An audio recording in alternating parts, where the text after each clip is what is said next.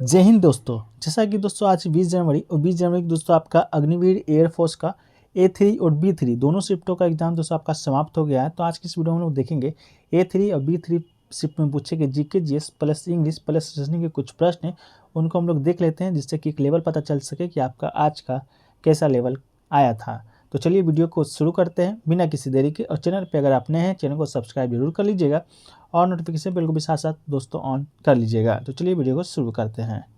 तो देखिए, जो पहला क्वेश्चन आपसे देखा जा रहा है वो पूछा गया था दोस्तों, आपका भारत के वर्तमान में राष्ट्रपति कौन है। तो ये क्वेश्चन दोस्तों आपका कल भी पूछा गया था, ये क्वेश्चन दोस्तों आज भी पूछा गया था। हमारे द्वारा जो एसएससी जीडी का क्यूज कराया जाता है, तो कल के शिफ्ट में दोस्तों ये क्वेश्चन भी शामिल किया गया था। ठीक है, तो भारत के जो वर्तमान में जो राष्ट्रपति हैं दोस्तों आपके बता दें, तो आपके वर्तमान में द्रौपदी मुर्मू हैं। ठीक है, द्रौपदी मुर्मू भारत की दूसरी महिला राष्ट्रपति हैं। पहली महिला राष्ट्रपति आपके प्रतिभा पाटिल जी हैं। इसके अलावा इससे पहले जो रामनाथ कोविंद जी थे राष्ट्रपति, जो कि 25 जुलाई 2017 को राष्ट्रपति का पद ग्रहण किए थे, वह आपके 14वें राष्ट्रपति थे। लेकिन दोस्तों आपके वर्तमान में जो राष्ट्रपति हैं द्रौपदी मुर्मू जी, वह आपके 15वें नंबर के राष्ट्रपति हैं। ठीक है, तो 15वें नंबर के राष्ट्रपति, इसको भी याद रखिएगा। इसके अलावा दोस्तों आपके 2022 में आपका उपराष्ट्रपति का भी चुनाव हुआ था, आपको मालूम होगा, जिसमें दोस्तों जीता कौन था, तो जगदीप धनखड़ दोस्तों आपके जीते थे। ठीक है, कौन जीते, जगदीप धनखड़ आपके 14वें नंबर के उपराष्ट्रपति बने थे। तो इसको भी याद रखिएगा, 14वें नंबर के उपराष्ट्रपति बने 2022 में और 15वें नंबर के राष्ट्रपति बने हैं। ठीक है, इसके अलावा भारत के प्रधानमंत्री आपको मालूम होगा नरेंद्र मोदी, वित्त मंत्री निर्मला सीतारमण और रक्षा मंत्री दोस्तों आपके राजनाथ सिंह। इसके अलावा गृह मंत्रालय और सहकारिता मंत्रालय दोनों दोस्तों आपके अमित शाह जी के पास है। इसके बाद दोस्तों आपका एक रेल मंत्रालय होता है, जो कि आपके किसके पास है, तो ये दोस्तों आपके हैं अश्विनी वैष्णव जी के पास। इसके अलावा खाद्य एवं प्रसंस्करण मंत्री आपके पशुपति पारस जी के पास। इसके अलावा और भी जो इम्पोर्टेंट होंगे उसको आगे हम डिस्कस करेंगे। ठीक है, एक क्वेश्चन ये पूछा गया था गौतम बुद्ध जी के बारे में कि गौतम बुद्ध को ज्ञान की प्राप्ति कहाँ हुआ था, ये क्वेश्चन पूछा गया था दोस्तों। तो आपको बता दी, जो गौतम बुद्ध का जो ज्ञान का प्राप्ति है दोस्तों आपके कहाँ हुआ था, तो बोध गया में हुआ था। बोध गया में दोस्तों आपका कहाँ से हुआ था, तो बोध गया में दोस्तों बोधि वृक्ष के नीचे ज्ञान की प्राप्ति हुई थी। तभी से यह दिन बुद्ध पूर्णिमा के रूप में माना जाता है और इस दिन बौद्ध अनुयायी अपने घर में दीपक जलाते हैं। ठीक है, तो दोस्तों आपका गौतम बुद्ध को ज्ञान का प्राप्ति आपका बोध गया के नीचे हुआ था। इनका जन्म कहाँ हुआ था दोस्तों, तो 563 ईसापुर में। 563 ईसापुर में आपका वैशाली में आपका एक लुम्बिनी क्षेत्र है, वहाँ पर गौतम बुद्ध जी का जन्म हुआ था। इसके अलावा जो इनका जो पहला उपदेश है कहाँ दिए थे, तो आपका पहला उपदेश आपका सारनाथ में दिए थे, जिसको धर्मचक्र परिवर्तन के नाम से भी जाना जाता है। ठीक है, इसके अलावा जो इनका मृत्यु दोस्तों आपका कुशीनारा में हुआ था। तो इन सभी फैक्टर्स को गौतम बुद्ध से संबंधित आपको याद रख के एग्जाम में जाना है देने के लिए। एक क्वेश्चन के पूछा गया था लाउडेबल का सिनोनिम्स आपसे पूछा गया था, तो हालांकि इसका ऑप्शन नहीं मिल पाया है, तो आप लोग जो भी कमेंट आ रहे हैं एग्जाम देकर बता दीजिएगा। एक क्वेश्चन देखिए पूछा गया था दोस्तों आपका मुद्रा से संबंधित, आपका चार मुद्रा दे दिया गया था, पाकिस्तान का, अफगानिस्तान का और आपका कोई दिया गया था, जैसे आपका अफगानिस्तान का 13 दिन, ये सब करके आपके 4 को ऑप्शन दिए गए थे, जिसमें से बताना था कि कौन सा मुद्रा और देश सही है। तो इसमें से आपका जो जापान का मुद्रा था ये बिल्कुल आपका सही था, ये भी बिल्कुल आपका सही था। तो ये मुद्रा आपका अमेरिकी डॉलर यूरो के बाद विदेशी मुद्रा में तीसरी सबसे बड़ी कारोबारी मुद्रा है।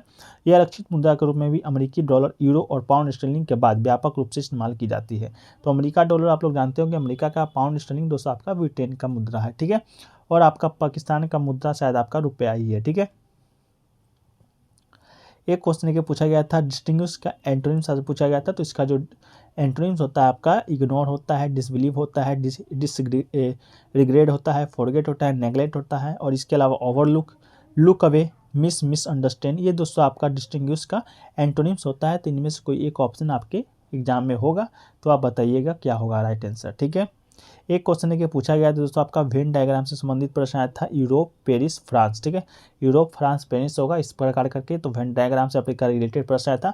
तो मान लीजिए यूरोप दोस्तों आपका ये है, मान लीजिए उसी के अंदर दोस्तों आपका फ्रांस आता है और पेरिस दोस्तों आपका फ्रांस का राजधानी है, तो उसी के अंदर आता है। तो ये वेन डायग्राम आपका दोस्तों ये वाला बिल्कुल सही हो जाएगा। ठीक है, जिस प्रकार दोस्तों आपका एशिया हो गया, एशिया में मान लीजिए आपका भारत है, भारत में मान लीजिए नई दिल्ली है, तो ये दोस्तों आपका इस प्रकार का वेन डायग्राम आपसे पूछा गया था। ठीक है, एक क्वेश्चन से पूछा गया दोस्तों सांख्य दर्शन का प्रवर्तक कौन। ठीक है, तो सांख्य दर्शन से रिलेटेड प्रश्न आया था, तो ये प्रश्न आपका सांख्य दर्शन से ये प्रश्न बनता है कि इसके प्रवर्तक कौन है। तो इसके प्रवर्तक कपिल मुनि थे। सांख्य दर्शन जैन धर्म से संबंधित था। इसके अलावा वैदिक दर्शनों में षड्यंत्र 6 दर्शन अधिक प्रसिद्ध और प्राचीन है। यह आपका सांख्य हो गया, योग हो गया, न्याय हो गया, वैशेषिक हो गया, मीमांसा हो गया, वेदांत हो गया। ये 6 प्रकार के दर्शन आपके प्राचीन भारत में आपके से ही आपका प्रसिद्ध है। उसी में आपका एक सांख्य दर्शन था जिसके जो प्रवर्तक थे आपके कपिल मुनि जी थे। ठीक है, एक क्वेश्चन देखिए पूछा गया था, नॉविस का सिनोनिम पूछा गया था। तो इसका जो सिनोनिम्स हो जाता है विगनर हो जाता है, न्यू कॉमर हो जाता है, रुकी हो जाता है, इसके बाद अप्रेंटिस हो जाता है, freshman, new fight and new wife, ये दोस्तों आपका नॉमिनेंस का सिनोनिम्स आपका हो जाता है। ठीक है, एक क्वेश्चन देखिए पूछा गया था दोस्तों आपका रेड बिटवीन द लाइन का वन वर्ड पूछा गया था। तो इसका वन वर्ड हो जाएगा आपका एज सर्टेन, इसका वन वर्ड हो जाएगा। इसके अलावा एज्यूम, कंस्ट्रू एंड डिड्यूस, ये सब दोस्तों आपका वन लाइन हो जाएगा read between the line one word का। ठीक है, एक क्वेश्चन पूछा गया था हेलेना ब्लाटस्की किस देश से संबंधित है। तो हेलेना ब्लाटस्की एक रूसी लेखिका है जो कि थियोसॉफी और थियोसॉफिकल सोसाइटी की संस्थापिका थी। उनके विचारों का एशिया और यूरोप पे गहरा प्रभाव पड़ा था।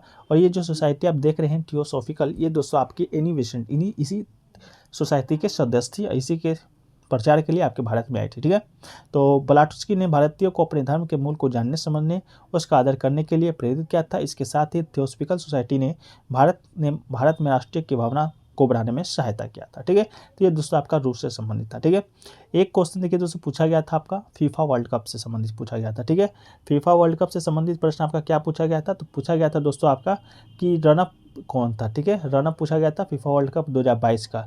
तो दोस्तों आपको बता दें जो फीफा वर्ल्ड कप 2022 है ये तो पहली बार आपका किस देश में आयोजित हुआ है। तो कतर की राजधानी दोहा में आयोजित हुआ। तो ये क्वेश्चन आपका ये बनता है।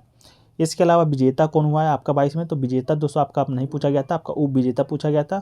तो विजेता दोस्तों आपका बन जाता है कौन, अर्जेंटीना बन जाता है। कौन बन जाता है, अर्जेंटीना। ठीक है, इसके अलावा दोस्तों आपका उप विजेता का बात आज इसको आपके शिफ्ट में आया था। तो उप विजेता दोस्तों आपका कौन था, तो फ्रांस था। तो उप विजेता आपका फ्रांस बन जाएगा।